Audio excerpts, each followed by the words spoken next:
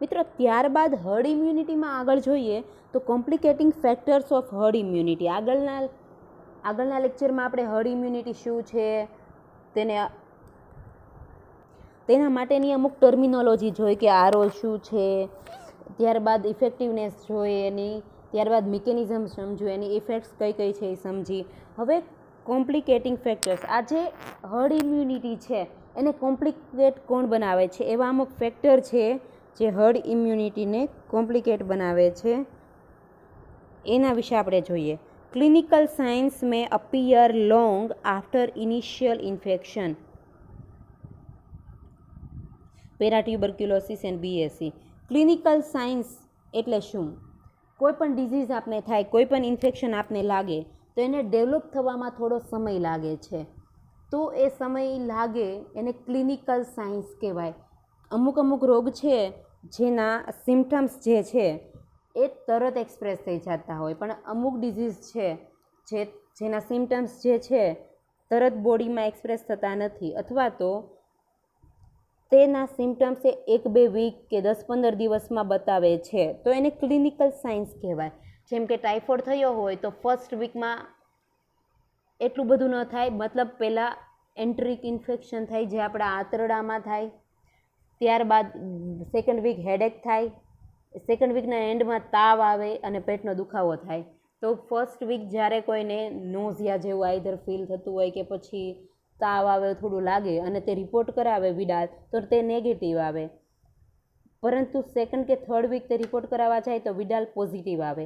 તો એના જે સાઇન્સ છે એ એક્સપ્રેસ થવામાં ટાઈમ લાગે છે. તો clinical signs may appear long after initial infection, જ્યારે ઇનિશિયલ ઇન્ફેક્શન લાગ્યું હોય એના થોડા સમય પછી ક્લિનિકલ સાઇન્સ બતાય છે પર્ટિક્યુલર ડિઝીઝ માટેના. For example BSC and paratuberculosis એના એક્ઝામ્પલ છે. Infections do occur subclinically. હવે ઇન્ફેક્શન ડુ અકર સબક્લિનિકલી એટલે મતલબ કે ઘણા બધા ડિઝીઝ એવા હોય જેના ઇનિશિયલ જે સિમ્ટમ્સ છે તે સેમ હોય, એટલે એને સબક્લિનિકલી ઇન્ફેક્શન્સ કહેવામાં આવે છે. જે સેમ મળતા આવતા હોય, એટલે ડાયગ્નોસ ન કરી શકો તમે કે આ પર્સનને આ ડિઝીઝ છે, એટલે તેને ઇમ્યુનાઇઝડ પણ ન કરી શકો. Similar clinical symptoms caused by more than one infectious agent. આપણે જોયું તે માસ્ટિટીસ. ઘણા બધા એવા, જેમ કે કમળો થયો હોય તો તે પેટના ભાગમાં દુખે, માથું દુખે અને નોઝિયા જેવું થાય. ટાઇફોઇડ થયો હોય તો પણ. યુરિનરી ટ્રેકના બધા ઇન્ફેક્શન હોય છે જેમાં વોમિટ થાય. તો પછી ઘણા બધા ક્લિનિકલ સિમ્ટમ્સ જે છે તે એક અલગ ઇન્ફેક્શિયસ એજન્ટ દ્વારા થતા હોય, પરંતુ સિમ્ટમ્સ સેમ હોય, એટલે ડાયગ્નોસ કરવામાં ઘણીવાર વાર લાગતી હોય છે. Combination of factors can cause disease. Post weaning diarrhoea in piglets. હવે combination of factors.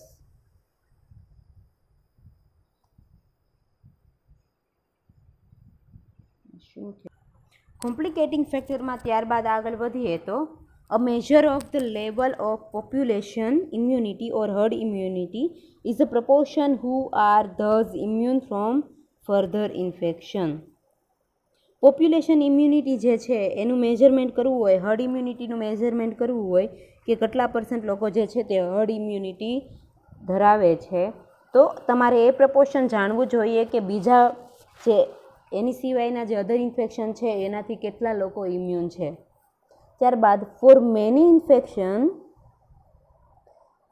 Infections the level of herd immunity may have an effect on the transmission of the infection within the population and in particular may affect the risk of an uninfected becoming infected. ઘણા ઇન્ફેક્શનમાં શું થાય છે કે level of hard ઇમ્યુનિટીનું level ઓછું હોય તો એ શેના ઉપર ઇફેક્ટ કરે? તો કે ટ્રાન્સમિશન ઓફ ધ ઇન્ફેક્શનનું ટ્રાન્સમિશન એવા લોકોમાં થાય જે અનઇન્ફેક્ટેડ છે. અનઇન્ફેક્ટેડ લોકો જે હોય એનામાં પણ ઇન્ફેક્શન જે છે તે સ્પ્રેડ થાય. કોઈ પર્ટિક્યુલર છે તે ઇમ્યુન હોય, પણ ઘણા હર્ડમાં ઘણા લોકો એવા હોય જે પર્ટિક્યુલર ડિઝીઝથી ઇમ્યુનાઇઝડ થયેલા ન હોય, તો તે એ ઇન્ફેક્શન જે છે તે સ્પ્રેડ કરે છે અને એના લીધે કોઈ સ્વસ્થ લાગતો પર્સન જે અનઇન્ફેક્ટેડ હોય તે પણ ઇન્ફેક્ટેડ થઈ શકે છે. This is also complicating factors કે જે હર્ડ ઇમ્યુનિટીને કોમ્પ્લિકેટિંગ કરે છે. For such infections increasing the level of herd immunity will decrease the risk of an uninfected person becoming infected. જો હર્ડ ઇમ્યુનિટીનું લેવલ વધશે કે વધારે પર્સન્ટ લોકો જે છે તે હર્ડ ઇમ્યુન હશે, જેમાં હર્ડ ઇમ્યુનિટી ડેવલપ થયેલી હશે, તો તે પર્ટિક્યુલર પેથોજન છે પર્ટિક્યુલર ઇન્ફેક્શન જે છે તેને આગળ સ્પ્રેડ નહીં કરે, એટલે અનઇન્ફેક્ટેડ છે તે ઇન્ફેક્ટેડ થશે નહીં એવું બની શકે જો હર્ડ ઇમ્યુનિટી જે છે એનું લેવલ વધે. If the herd effect reduces the risk of infection among the uninfected sufficiently, then the infection may no longer be sustainable within the population. The infection may be eliminated. Herd effect થાય જે reduce the risk of infection among the uninfected sufficiently. Herd immunity છે, herd effect છે તે એવું risk, infection લાગવાનું risk ઘટાડે છે પૂરતા પ્રમાણમાં જે લોકો હોય છે, તો પછી બધા લોકોને એ ઇન્ફેક્શન લાગતું નથી કે ઇન્ફેક્શન સ્પ્રેડ જ નથી થતું. તો હર્ડ ઇમ્યુનિટીના લીધે એક પોઈન્ટ એવો આવે છે, એવો એક સમય આવે છે જ્યારે પર્ટિક્યુલર ડિઝીઝ જે છે તે એલિમિનેટ થઈ જાય છે. ફોર એક્ઝામ્પલ શીતળા, સ્મોલ પોક્સ. અત્યારે સ્મોલ પોક્સ નામનો ડિઝીઝ એલિમિનેટ થઈ ગયો છે because of herd immunity. This concept is important in disease elimination or eradication programs. આ કોન્સેપ્ટ જે છે એ ખૂબ અગત્યનો કોન્સેપ્ટ છે કોઈ પણ ડિઝીઝનું એલિમિનેશન થવા માટે અથવા રિડક્શન થવા માટે, ડિઝીઝનું પ્રમાણ ઘટવા માટે. It means, for example, that elimination can be achieved without necessarily vaccination the entire population.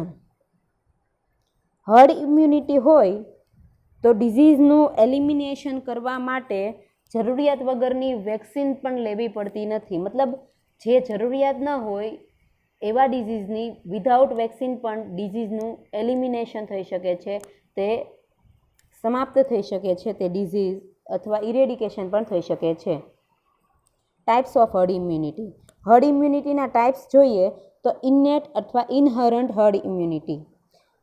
ઇનહરન્ટ એટલે પહેલેથી જ જોવા મળતી. It is genetically determined physiological changes with respect to antibody production or other defence mechanism in a hard.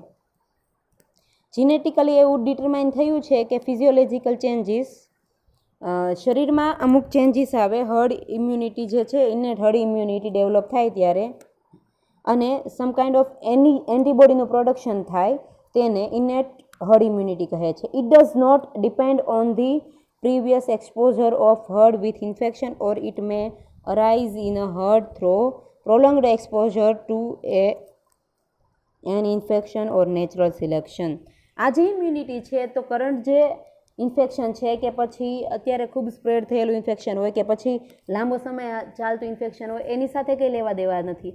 આ ઇનેટ ઇમ્યુનિટીની જેમ છે કે ઇનેટ herd immunity જે છે તે પહેલેથી જ તે પર્ટિક્યુલર પર્સન જે છે એના શરીરમાં રહેલી હોય છે, જે તેને વારસામાં મળેલી હોય છે. That's about it. Acquired herd immunity. It is a type of herd immunity where a sufficient number of its members have actually been exposed naturally or artificially to infectious agents during their lifespan. આ hard immunity એવી છે કે અમુક પ્રમાણમાં જે લોકો છે, અમુક મેમ્બર્સ છે પીપલ છે, તે નેચરલી કે આર્ટિફિશિયલી કોઈ એજન્ટ્સ છે એની સામે એક્સપોઝ થાય છે એના આખા જીવનકાળ દરમિયાન, અને એ જીવનકાળ દરમિયાન તે પોતાના શરીરમાં જે હર્ડ ઇમ્યુનિટી ડેવલપ કરવાનું કામ કરે છે તેને એક્વાયર્ડ હર્ડ ઇમ્યુનિટી કહે છે. તે આઈધર પેસિવ હોય અથવા એક્ટિવ હોય, જે નેચરલી આપણા શરીરમાં જોવા મળતી નથી, પણ આખા લાઈફસ્પાન દરમિયાન જે હર્ડ ઇમ્યુનિટી તે એક્સપ્રેસ કરે છે તેને એક્વાયર્ડ હર્ડ ઇમ્યુનિટી કહે છે.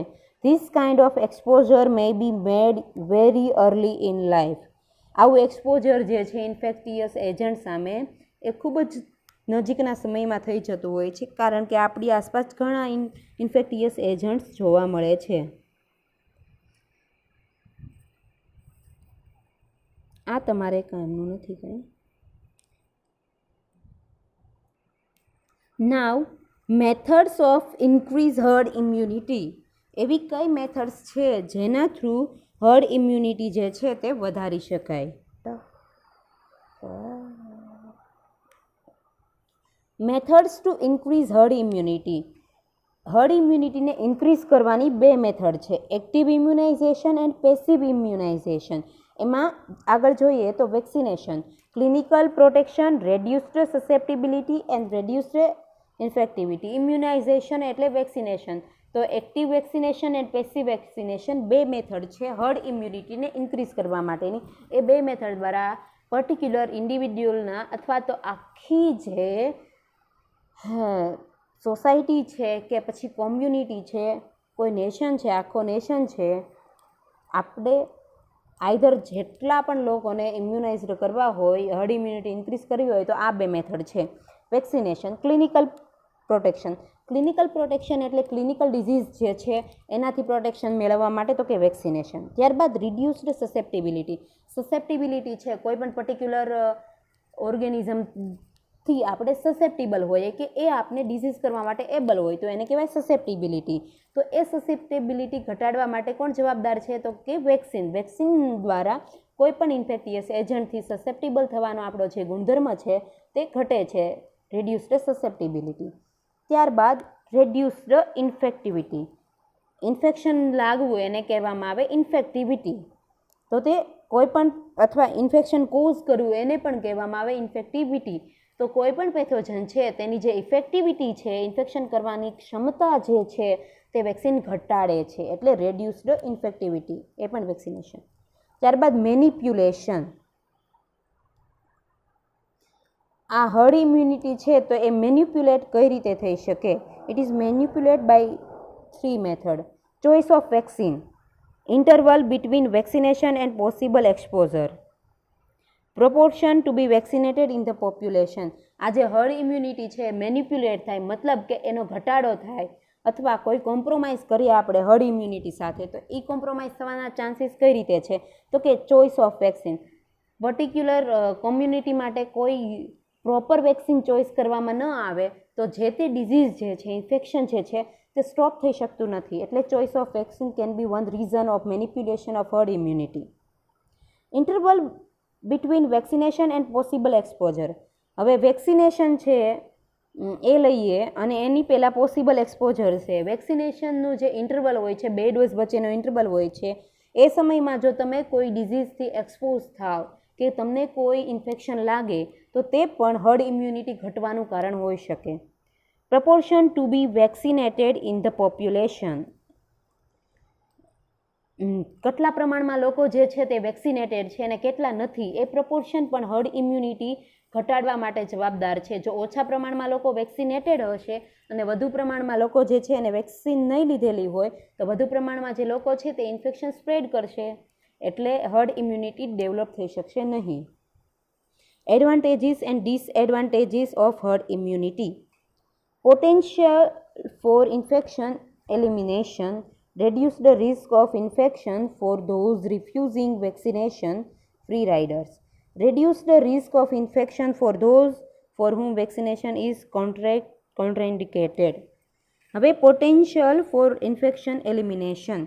હવે પોટેન્શિયલ કેટલો છે, કોઈ ઇન્ફેક્શન એલિમિનેટ થાય તો તેના પર્સન્ટેજ નક્કી કરવામાં આવે છે, એનું પોટેન્શિયલ કેટલું છે, જે તે કમ્યુનિટી છે, જે તે વિસ્તાર છે, એમાં જેટલા લોકો આવે છે એ બધા લોકો જે છે એ વેક્સિનેટેડ છે, ઇમ્યુનાઇઝડ છે, એના આધારે એનો પોટેન્શિયલ નક્કી થાય છે કે ડિઝીઝ એલિમિનેટ થશે કે નહીં. ઇન્ફેક્શન થવાના રિસ્ક ઘટાડી દે છે અથવા વેક્સિન ન લેવામાં આવે તો ઇન્ફેક્શન જે છે એનું રિસ્ક ઘટતું નથી. Reduced risk for infection for those for whom vaccination is contraindicated. જે લોકો વેક્સિનેશન કરતા નથી, લેતા નથી, તો એ જે છે એનામાં ઇન્ફેક્શન લાગવાનો જે ચાન્સીસ છે, રિસ્ક જે છે તે વધી જાય છે. ડિસએડવાન્ટેજીસ જોઈએ તો herd immunity generally applies only to disease that are કોન્ટેજિયસ.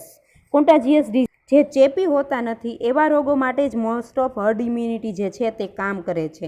Raise the average age of infection among those who are infected. Infection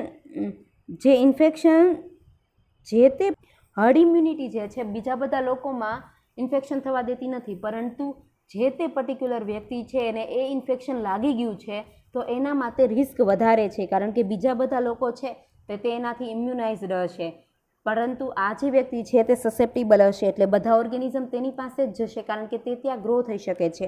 તો આ એક એનો ડિસએડવાન્ટેજીસ છે કે બીજા બધા લોકો માટે રેઝિસ્ટન્સ હશે, પરંતુ જેને પર્ટિક્યુલર ડિઝીઝ થઈ ગયો છે, જે એ ડિઝીઝથી પીડાય છે, તેને તે ઇન્ફેક્શન વારંવાર લાગવાના ચાન્સીસ હર્ડ ઇમ્યુનિટીના લીધે વધતા જશે.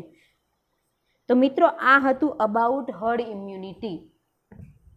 તો આજે આટલું જ રાખીએ, ત્યાં તો મળીએ આવતા લેક્ચરમાં. ત્યાં સુધી તંદુરસ્ત રહો, મસ્ત રહો અને હસતા રહો અને લેક્ચર ભરતા રહો.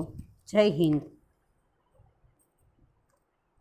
અને સાથે સાથ તમે આ જે તે પર્ટિક્યુલર ટોપિક ચાલ્યા છે તેની નોટ્સ બનાવો, લાઇબ્રેરીમાંથી બુક ગોતો અને રીડિંગ કરતા રહો.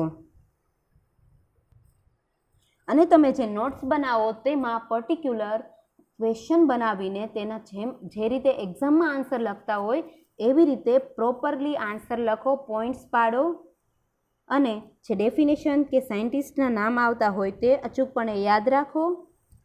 અને હવે આ સાથે આપણે હર્ડ ઇમ્યુનિટી વિશે આટલું રાખીશું. નેક્સ્ટ લેક્ચરમાં મળીશું નવા ટોપિક સાથે.